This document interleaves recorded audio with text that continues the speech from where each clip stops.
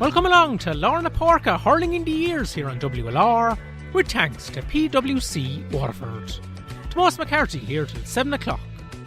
Well, this week we're taking a trip back in time to the summer of 2008. Usain Bolt won 100 metres at the Olympic Games in Beijing in a new world record. All Summer Long by Kid Rock was number 1 in the Irish charts. And Waterford reached their first All-Ireland hurling final in 45 years. Shortly we'll hear from All-Star defender Eoin Murphy on a memorable 2-point victory over Tipperary at Croke Park. But first, here's a reminder of the rocky road to Dublin for the Daoise that summer. Bit of indecision there as Clare come away. Ball up to Diarmaid McMahon. He's on fire today. He's putting everything over the bar. Ball into Gilly. This could be dangerous. It's gone aside. Must be a goal for Gilligan. Takes his shot. It's a goal! A goal by Gilligan there. And the auctioneer from 6 Mile Bridge gets his 20th goal in Championship hurling. And what a day for the man from 6 Mile. 2-16, 16 points. Can Waterford come back from this? Referee blows his whistle for full time. It's 2-26 to 23 points. Clare go on to meet Limerick. For Waterford, it's the qualifiers. Mick McNamara shake hands with Justin McCarthy. Justin McCarthy says, well done. You're the better team. Well, in fairness to Clare, I mean, you know, they shot some great scores. We're beaten by a better team now today, I have to say that, in fairness to them. They out-hurled us at times, their fitness was unbelievable. You know, they got some outstanding points, you know, to get the scores that they got. Of course, the 2 goals were obviously a big, you know, factor as well, and we couldn't just penetrate that goal. You know, we have no excuses. We hurled as well as we could. 23 points wasn't a bad score. We needed a goal badly, but in fairness to Clare, they were outstanding, and you know, we just can't take it from them. Waterford senior hurlers are understood to have held a meeting last night to discuss Sunday's defeat to Clare in the Munster Championship. It's reported this morning that Justin McCarthy's management style was also on the agenda. The meeting was held in Tramore last night. PRO Joe Cleary said the meeting had nothing to do with the county board and he would not be commenting on it. And we start with Gaelic Games, and as you heard in the headlines, an unscheduled meeting of the executive of the Waterford County Board will be held later tonight after Waterford's Munster 21 Munster hurling clash with Limerick and Welsh Park. The future of the manager Justin McCarthy is expected to be discussed after players met last night to assess the weekend defeat to Clare in the Munster Championship. Players aren't commenting today on the issues raised at that meeting, while Justin McCarthy has had no comment to make to WLRFM Sport about his position when contacted this afternoon. The meeting tonight of the executive of Waterford County Board. It is with regret we have accepted the resignation of Justin McCarthy as manager of the Waterford senior hurling team along with his team management. The board would like to express our sincere gratitude to Justin and his team of officials for the tremendous work they've done for Waterford hurling over the last number of years. In particular, we want to thank Justin for the great pleasure he's given to all Waterford supporters, to all the Waterford players, and we want to thank him sincerely for all he's done in delivering 3 Munster titles and a National Hurling League title after so many years of waiting for success. We thank Justin sincerely for all that he's done for Waterford. We wish him every success and in the future. We wish himself and his family the very best. We're now looking at putting structures in place for the remainder of the championship. We look forward to the future of Waterford hurling progressing. Davy, first off, welcome to Daoise Land. Yeah, it's great to be down. Got some day for it as well. The sun is out anyhow to start, and I hope it stays that way, but certainly I'm just delighted to be down, and to start to get into it now is the most important thing, just to tear into the work. People were saying to me, you'll be mad to come down here and go into that with X, Y and Z, and I don't see it that way. I see it as a challenge and one I'm looking forward to, and the only promise I'll make to people down around here is that I'll be as honest and as hard working as I can. Probably will make a few mistakes, but there'll be no malice in that. It'll just be straightforward stuff if I can, and let's see what happens. You know, these players didn't turn into bad players overnight. We have maybe 1 or 2 small things to iron out and get done, but I'd have good confidence in the lads. I've played against them and I've seen them for years, and I know what they can do. And let's get back to what we're good at and see where we go. And the overall bigger picture then, who do you see as the main contenders for the remainder of the year? Listen, people won't be talking about Waterford. We have to be straight and blunt about this at the moment. Now, maybe if we get a few games under our belt, maybe they'll start to talk again. That's up to us to sort out. You're looking at Tipperary there at the moment. You're looking at Galway. You're looking at Kilkenny. Everyone is probably saying, sure, it's down to Kilkenny.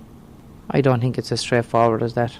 They're an exceptional team, exceptional manager, but everybody's beatable on a Pacific day, you know, and we'll see what happens throughout the year. It's maybe it's not the foregone conclusion that people think.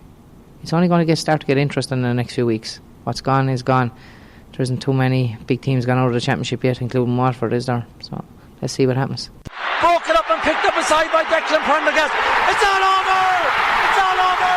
And Waterford are back in the All-Ireland final. Oh my God, a 45-year wait is over. Last time we were here, Devin Eyre was president, Sean Molast was Taoiseach, Jonathan Kennedy was president, Nelson's pillar was there, and that's gone. Peter Caffrey has gone since yesterday, but we're back in All-Ireland final. So on August 17th, 2008, Waterford defeated Tipperary 120-118 at Croke Park to reach their first All-Ireland final since 1963. Man of the match Owen Kelly got 110 for Waterford that day, but the man that kept tabs on Tips Owen Kelly that afternoon joins me on the line now. That's All-Star defender from the Shamrocks, Eoin Murphy. And Owen, Waterford had lost 5 semi-finals in the previous 10 years. Leading up to that game, did that feel like a real weight lifted up that group of players to get over the line that afternoon? It really did.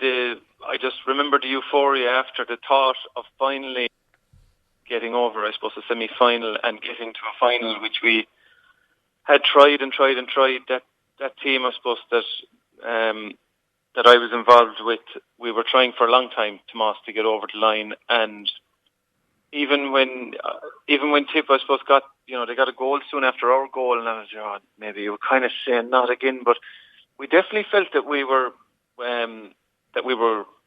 very much within touching distance of them, and we were able to gather momentum again and then get over the line. And just when the final whistle went, I remember, I don't know, your mind just for a second you kind of say, oh my God, has this just happened? And when it did, I suppose, a fantastic, I just never forget after the match and the congrats and, and then trying to, I suppose, get ready for, what was coming ahead, which was the build-up to an All-Ireland final, which, of course, we weren't used to, but it was what it was. It was a fantastic day for Waterford and for supporters going to Croke Park, I suppose. Yeah, well, what do you remember about what happened after the final whistle that day when it was kind of, it looked like bedlam, kind of just looking back at the video of it? It certainly was bedlam. I suppose you were trying to get around to whoever you could, and I'd always be conscious of trying to get to one or two of the players that I would have marked, whatever, like win or draw. When you win, you're getting kind of crowded out. It's hard, but and then you're just going for your own. Like you're trying to embrace everyone that comes along, and you're trying to meet everyone. And then there's supporters, there's backroom team coming in, and I think you're just carried along in those few minutes, Tomas. And then I suppose the reality of and Davey wouldn't have wanted to get too carried away either. And I think that's always a good thing that this was only another step along the way, and there was one more day to come, but it was nice to enjoy it. And I'm not sure that evening. I think we enjoyed the night going down. I think we went up on the train. As far as I'm trying to remember the different times we went up and down a few times, but I think we had a good night that night, and then we kind of got down to brass tacks again after that. Did you feel you're kind of going into that semi-final a bit under the radar? Owen, like Tip had won the league and Munster Championship that year. It was Liam Sheedy's first season in charge, while Waterford had just scraped past Offaly and Wexford through the back door. That's right.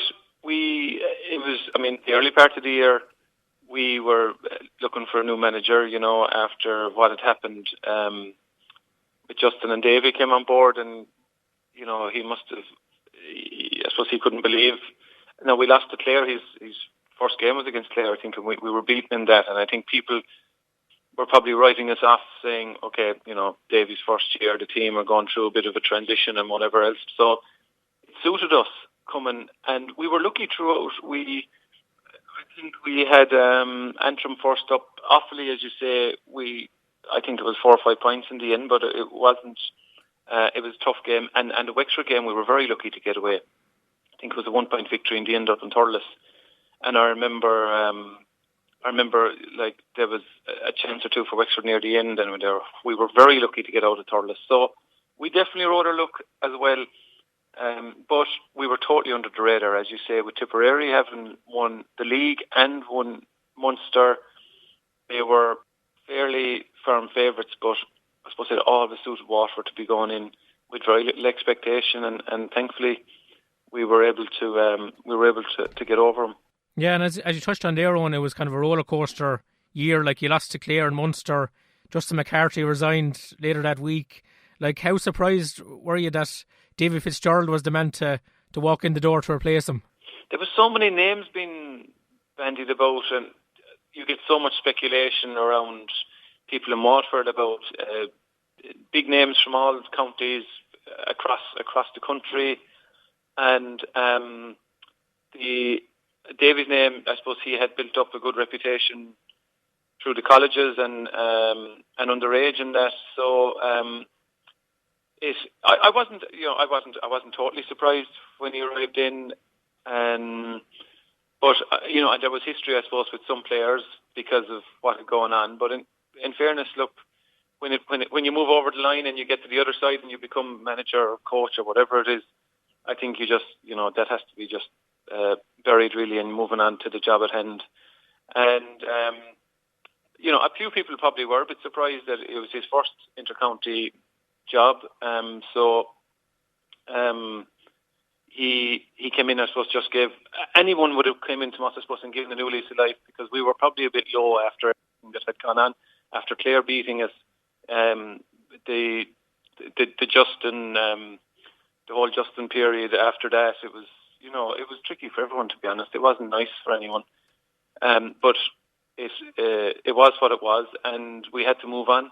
And I suppose it was nice for the group, I suppose, by the end of it, to get to a final, even though the final, we all know, doesn't hold great memories for Waterford people and players. But that semi-final has to be one of the best days, I suppose, for me, even as a player. And the build up to that final, of course, was unbelievable as well. Kind of the way I talk about it is, it was the best kind of 6 weeks of my life, followed by the worst 3 weeks of my life from a sporting standpoint. But it was just fantastic euphoria for the county and for everyone involved in GA and supporters and players in the camp, and hard to manage, I suppose, because it was new ground for everybody. But that victory over Tipperary was definitely a very, very sweet one. Can you describe that first summer under David Fitzgerald, Owen, and I suppose the type of setup that he tried to put in place in such a short space of time? I have to say, Davy's setup, I suppose, he came with a different regimen to, like, Justin was a pure hurling man, and he got so much out of the group all the way up along in his tenure. And Davy came in with maybe new methods, and I suppose Davy was really around the intensity of how you train, and I have to say there was a bit of shouting, which he's probably renowned for, but behind it, I suppose, there is a lot of tactical news. He was trying to implement a few different systems, which some people agree with, some people don't. I mean, we were willing, I suppose, to give it a go, because it was new for us, and while it mightn't have suited some people's play up to that, you kind of had to go along with it, I suppose, because he was the manager. And but it was very much based. It was a very professional setup, Tomas. I have to say that that he brought in. There was a lot of everything was put in place that you could use, be it psychological, be it nutritional, strength and conditioning, and we trained hard, and the drills were intense. He was very much like intensity, and you're going at full tilt. He introduced probably, I suppose, some short passing, use of the ball and all that, which he's probably renowned for still today. Possession kind of being 9/10 of the law, and delivery of good ball. Now, look, as I said, some people do it, some people don't, and but I just remember, I suppose, it was a total change to what we were used to as regards the intensity of the drills and different drills and different ways of playing. Blue and white. We are blue and white. We are WLR. Well, we'll get more memories of the 2008 All-Ireland Hurling semi-final with All-Star defender Eoin Murphy in part 2 of Lorna Páirce Hurling in the Ears. Now you're hurling. Lorna Páirce. with Tomás McCarthy on WLR. Thanks to PwC Waterford. Welcome back to Lorna Porca Hurling in the Ears here on WLR, with thanks to PwC Waterford. Well, this week we're looking back at the 2008 All-Ireland semi-final when Waterford beat Tipperary by 2 points at Croke Park in the company of All-Star defender Eoin Murphy. And the Shamrocks man was marking Owen Kelly that afternoon, and he admitted that he was a formidable opponent. He was such a great finisher, and his wrists, I suppose, were as good as any player that I've come on or marked. And I suppose, look, for me as a cornerback, I've said this before, I wasn't blessed with being very, very big, very good in the air, but I suppose I had to just kind of work around that by different ways. I backed myself as regards getting out in front, taking a chance, and I still preach that today, to be it club, county, or whoever one I be playing, take the chance, because when you give players, I suppose, like Owen Kelly or Kilkenny corner forwards or Cork corner forwards, if you give them the ball, trying to get it back off them Tomás or trying to get a block or a hook is very, very hard, because they're so good. They can go left and right, and they can score from most anywhere. So he was just a fantastic finisher. I mean, he is at inter-county level, I suppose you could say, like, we had people who like Milan and a few more who consistently delivered for inter-county teams. And it's very hard to consistently deliver, I argue, for corner forwards especially, because you don't get a huge amount of ball or possession. You have to work, and what you get, you have to turn into scores if you can. So Eoin Kelly did that for so many years for Tipperary. He was their go-to man. Now they've others, but back then he was. And my theory about that was to just try get in front of him and try not let the ball into his hand. Now I would have done a little bit of manoeuvring of him, like, away from the ball, and that would have been, once the ball didn't go into his hand, I suppose I was trying to get it to the ground and work to my strengths, But he was a fantastic player. So, I mean, some of the goals and some of the points, and he's one of the great, I suppose, exponents of running away from the goals and able to put the ball back over his shoulder and score, And it's so hard to block. He could run, with his back to the goals, he could swing the ball back around over from right and left, and it was a great skill and very hard to defend. Yeah, it looks so certainly was, and like an incident that a lot of Waterford fans will remember from that Tipperary game, Owen. You're coming out with a ball near the sideline under the Hogan stand, and Lark Corbett came sprinting across and caught you high with a shoulder, and you were left flat on your back on the ground, and Dr. Tom Higgins and Peter Corwin came out to attend to you on the ground, and you were down for 2 minutes, I think, looking back on the footage. What do you remember about that passage of play? I remember there was a high ball come in. I think I just got across in front of two players and just batted it down towards the sideline. I was running out, and I think it was just a roll lift to try to get it back in. And out of the corner of my eye, I did notice something coming fairly fast, which I obviously thought was a Tipperary player. And I suppose last second I pulled back because I could see, his intention was, I suppose, just to blow me out over the sideline. But and he did catch me in the side of the helmet. Thankfully, it could have been, I suppose, an awful worse if he caught me full tilt. He clipped me across the helmet. Now, it wasn't very, very serious, I remember, but I did probably, go overboard, maybe stand down. But was that sportsman-like? I don't know. But he definitely caught me. Thankfully, I saw him, Tomas, for my own health and safety, because he did come with full tilt, and he'd only one thing on his mind, I suppose. It certainly wouldn't be one that you'd be teaching too many forwards to tackle like that. But I suppose Lar wouldn't be renowned as a good tackler in the first place. No, I think he took out. I think he took out a steward that was actually guarding the gate by the stand. He was running so fast, like. What was he looking to get away with a yellow card on, from your memory? Maybe he was. I mean, I suppose it was a small bit similar to what we saw with Richie Hogan in the All-Ireland final. And again, I suppose that was maybe a bit more of an elbow. I think Lar was intent on a shoulder, regardless of what he met or what part of the body. But it was funny to watch it back after, to be fair. I suppose we made it, I think the backroom team and all that were trying to... It was a very, very dangerous tackle, there's no doubt about it. The speed he was coming at, and it could have, if he caught me full on the jaw.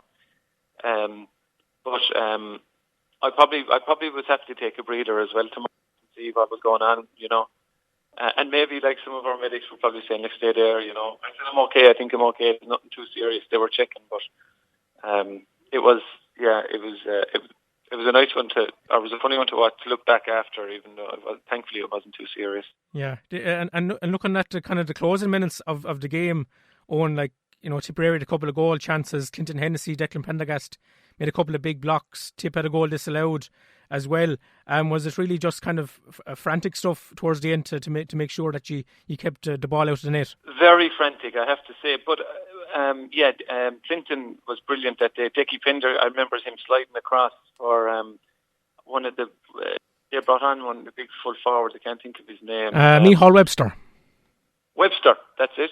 And there was one passage where I think someone passed the ball into him, and I don't know how, he just maybe lost control and it fell back from him. It looked like a certain goal. He went to pulling it and Dickie Pinder came sliding in, and Dickie has intervened a lot of times for us in the defence. And Clinton made a brilliant save, I remember, in the first half, kind of sliding out as well to Callan or someone like that.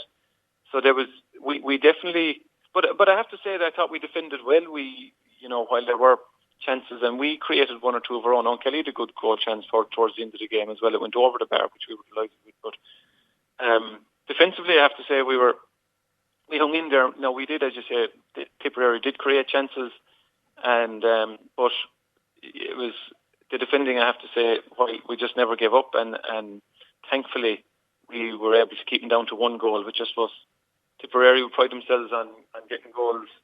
So keeping them down to one goal was great for us, I suppose, and it gave us the platform, I suppose, to kick on and win the match. And just looking at some of the scenes after the full-time whistle, and I spotted one of your clubmen, Tom O'Donovan, raced onto the pitch afterwards. I don't know how he managed to slip in, but obviously a lot of your clubmen would have taken a lot of enjoyment out of those big Waterford wins over the years.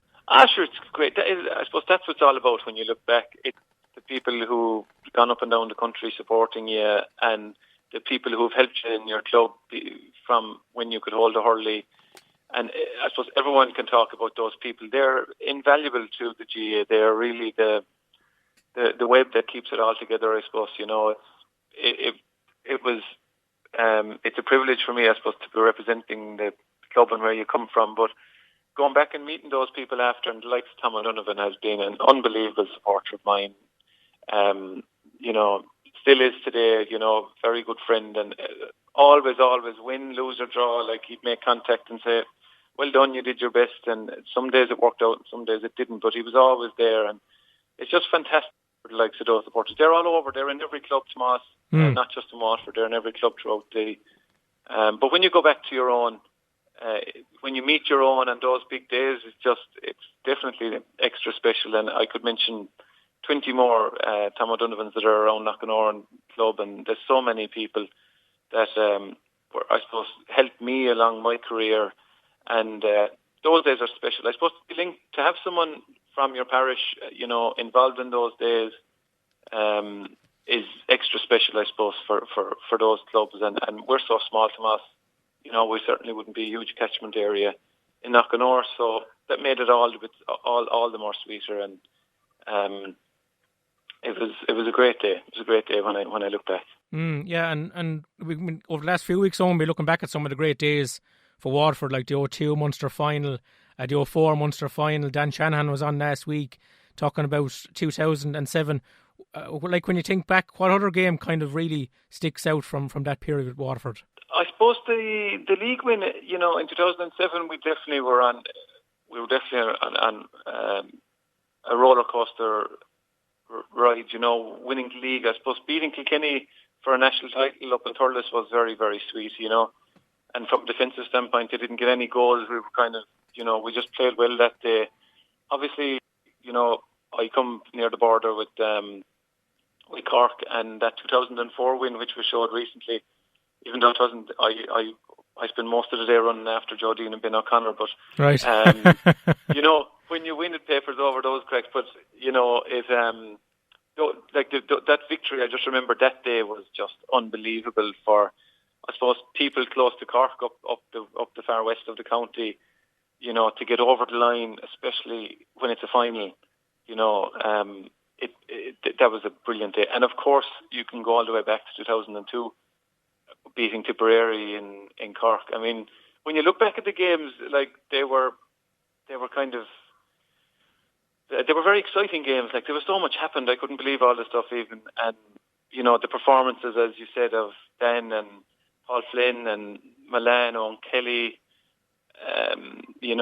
Ken, all the names. But then the people that you kind of, Jamie Nagle got a point for us 2008. The unsung heroes, there's a lot of those floating around as well. The same 5 or 6 names are pushed out. But you mentioned Decky Pendler, I think it was 2004 himself, I think made a clearance towards the end of the game that more, for me, won the match.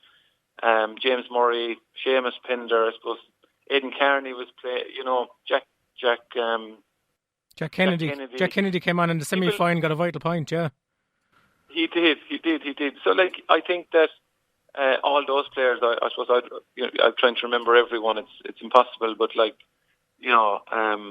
those players are invaluable to the setup as well, and they were kind of everyone had a part to play, and but there was some brilliant days, and I hope Waterford will get back. It's very hard to compete now, I have to say, but you really need everything going for you in this new championship structure. I don't know how it's going to work out, and don't even know whether we'll see a game this year. But history might still show that era, I suppose, where I was very lucky to win 4 Munsters, and there's not a huge amount of Munster titles going around the county, I suppose. So I'm just grateful to Moss. A bit like I said before, life is a lot about luck and timing. I was lucky I started on the team in 2002 and we won Munster after 39 years. I mean, I today think about all the players who played before that and didn't win a Munster, just very, very lucky to come along with a group and a team that were able to compete and get over the line on certain days and win a bit of silverware. It's,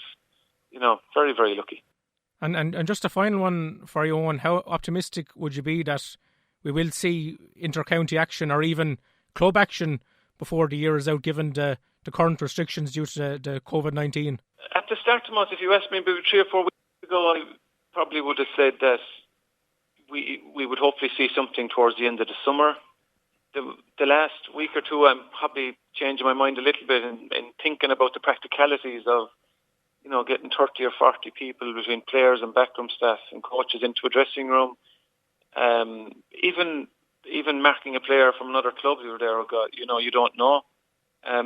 Especially if you have someone vulnerable in your own family that you're going home to that night or meeting in a couple of days. And there's a lot of things, unanswered questions, I suppose. And I don't know, like the inter-county setup, I don't know, but I would hope that the clubs would get something, because I feel communities could do with a bit of a lift, regardless of whatever team sport it is, be it rugby or soccer, whatever you want to support. But going out to see your own would give people a boost, towards the end of the summer, because it's tough times for everyone, and everyone is affected, and sport plays such an important part of the fabric of communities that I would hope, but I'm leaning towards the idea that, it possibly will be shelved for this year, just from those practicalities of dressing rooms and just the closeness of team sport. Individual sports probably have a better chance of getting back off the ground, but the team sports, I think we could be in trouble, and I certainly hope we do see it. I mean, I just feel it would be a little lift for everyone in communities who are, I suppose, spending a lot of time in isolation, be it with their own families. They're trying to do a bit themselves and look out for others and all that. But it's very, very unprecedented times and strange times for people. But look, at the end of the day, your safety and well-being and your health are the most important. And sport is a long way down the radar when there's a question mark around those, No, it sure is. Well, Eoin, you've been great with your time today. Thanks a million for taking the call. Great to get your memories of the 2008 All-Ireland semi-final. Take care to yourself and your family, and catch up with you again very soon. Thanks, Tomas. Yeah, great to look back, and well done. Keep up the good work. Broke it up and picked up aside by Declan Prendergast. It's all over! It's all over! And Waterford are back in an All-Ireland final. Oh my God, a 45-year wait is over. Last time we were here, Devin Ayre was president, Sean Molast was Taoiseach, John F. Kennedy was president, Nelson's pillar was there, and that's gone. Peter Caffrey has gone since yesterday, but we're back in an All-Ireland final.